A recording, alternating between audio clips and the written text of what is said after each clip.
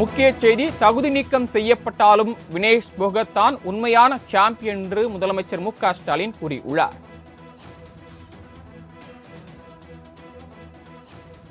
தகுதி நீக்கம் மூலம் உங்களது சாதனையை குறைத்துவிட முடியாது என்றும் முதலமைச்சர் மு.க. ஸ்டாலின் தெரிவித்துள்ளார். கூடுதல் விவரங்களை வழங்குவதற்காக செய்தியாளர் நந்தினி இணைப்பில் காத்திருக்கிறார். நந்தினி, விவரங்களை பதிவு பண்ணலாம். தகுதி நீக்கம் செய்யப்பட்டாலும் வினேஷ் போகன் தான் உண்மையான சாம்பியன் என தமிழ்நாடு முதலமைச்சர் தன்னுடைய எக்ஸ்தல பக்கத்தில் பதிவொன்றை வெளியிட்டிருக்கிறார். தகுதி நீக்கம் மூலம் உங்களது சாதனையை குறைத்துவிட முடியாது எனவும் தமிழ்நாடு முதலமைச்சர் தெரிவித்திருக்கிறார்.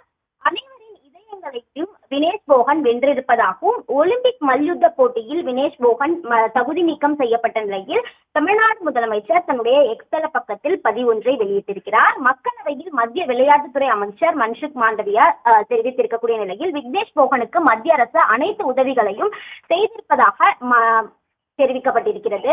இந்த நிலையில்தான் விக்னேஷ் போகனை பொறுத்தவரையில் நீங்கள் ஒவ்வொரு வகையிலும் உண்மையான சாம்பியன் எனவும், உங்களுடைய பின்னடைவு, வலிமை மற்றும் இறுதி போட்டிக்கான குறிப்பிடத்தக்க பயணம் மில்லியன் கணக்கான இதய மக்களுக்கு உத்வேகம் அளித்துள்ளதாகவும் தமிழ்நாடு முதலமைச்சர் தெரிவித்திருக்கிறார்.